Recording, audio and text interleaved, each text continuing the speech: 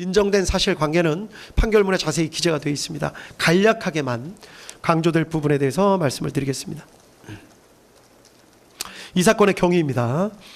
피고인 윤석열 당시 대통령은 야당인 더불어민주당이 다수를 점하고 있는 국회가 정부의 주요 관료들을 탄핵하고 예산을 삭감하는 등의 조치를 쉽게 하는 데 반해서 대통령이나 정부는 이에 대항해서 할 수 있는 마땅한 조치가 없다고 생각하였고, 사실상 국회가 정부로 하여금 제 기능을 할 수 없도록 만들고 있다고 생각한 것으로 보입니다. 피고인 윤석열은 경호처장으로 일하다가 국방부 장관이 된 피고인 김용현과 이런 생각을 어느 정도 공유하면서 이러한 정치 상황에 대해 한탄하는 일이 잦았고, 가끔 방첩사령관 여인영, 특수전사령관 곽종근, 수도방위 사령관 이진우 등을 불러 격려하는 자리에서 그와 같은 생각을 표현한 적도 있는 것으로 보입니다. 한편 피고인 김용현은 전 정보사령관 피고인 노상원과 친밀한 관계였는데, 이른바 부정선거가 우리 사회에서 벌어지고 있는 것은 아닌지 의심을 하면서 이에 대한 조사나 수사가 필요하다는 데 공감을 가지고 정보사령부 요원들을 활용해서 부정선거 수사를 할 나름의 구상을 한 뒤 피고인 노상원을 시켜서 정보사령관 문상호 등으로부터 정예 요원 명단을 추천받게 하는 등 나름의 부정선거 수사를 준비하고 있었던 상황이었던 것으로 보입니다.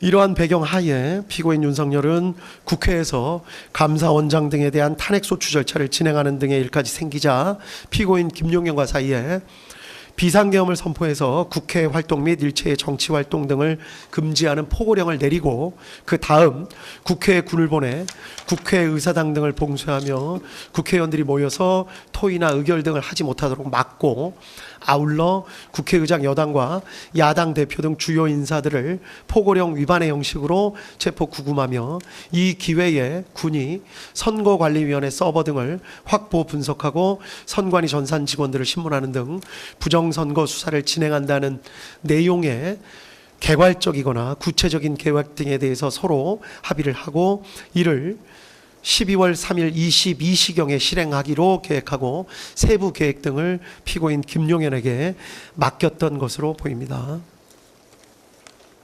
이 사건의 특징인데, 피고인 김용현은 방첩사령관 여인영, 육군특수전사령관 곽종근, 수도방위 사령관 이진우 등에게 위 계획을 있는 그대로 알리지 않았던 것으로 보입니다. 아마도 보안 유지를 하거나 또 이들이 반발할 가능성 등을 고려해서 있는 그대로 계획을 밝히지는 않았던 것으로 보입니다. 그 때문에 피고인 김용현은 이들에게 돌려서 말하는 방식으로 어떠한 상황이 있을 것과 그러한 상황이 발생했을 때 어떤 임무를 해야 하는지를 암시하는 방법으로 임무를 부여한 것으로 보입니다.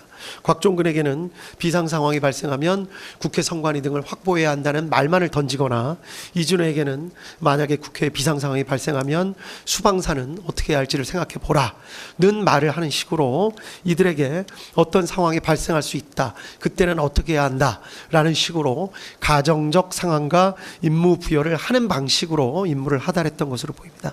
그 때문에 이들의 법정에서의 진술 내용이 일부 차이가 있는 것으로 보이고, 이 때문에 수사도 상당한 난항을 겪었던 것으로 보입니다. 다만 이들 사령관들은 이러한 지시 내용에 대해서 나름대로 그 의미를 모두 짐작하고 추정하였던 것으로 보입니다. 이들 사령관들의 입장에서 보면 이들은 군인으로서 명령이 떨어지면 복종해야 한다라는 생각과 함께 피고인 김용현이 말한 그런 상황이 실제로는 발생하지 않을 것이다, 또는 실제로 적이 국회를 테러할 것이라는 등에 대한 정보가 있기 때문에 아마도 피고인 김용현이 저런 말을 하는 것 아니겠느냐라는 강한 기대감과 우려도 함께 가졌던 것으로 보입니다. 이 때문에 아까도 말씀드렸듯이 당시 주고받았던 말과 생각에 대해 이들의 진술이 서로 다른 측면이 있습니다. 어느 측면을 부각시키느냐에 따라 이들의 진술의 차이가 있지만, 실제로는 이 법원이 판단하기에는 대부분 진실에 가깝게 당시의 상황을 나름 진술하고 있는 것으로 보입니다. 피고인 윤석열과 피고인 김용현은 군이 투입되더라도 경찰의 도움이 필요하다는 생각에 12월 3일 저녁 무렵 급하게 경찰청장 피고인 조지호와 서울경찰청장 피고인 김봉식을 만나서 비상계엄을 선포한 후 군을 국회에 투입할 예정이라는 사실을 밝히고 경찰의 질서 유지를 지시하였습니다. 이후에 관련된 내용들은 판결문에 자세히 기재되어 있습니다. 비상계엄 선포, 포고령 공고, 경찰의 국회 출입 통제, 군의 국회 봉쇄 시도, 주요 인사 체포 시도, 선관위 서버 확보 시도, 군의 더불어민주당 당사 투입 등이 있습니다. 이 부분을 확인해 보시면 될 것 같습니다. 결론적으로 이 사건 사실관계 가장 핵심은, 이 법원이 판단한 핵심은 군을 국회로 보낸 것입니다.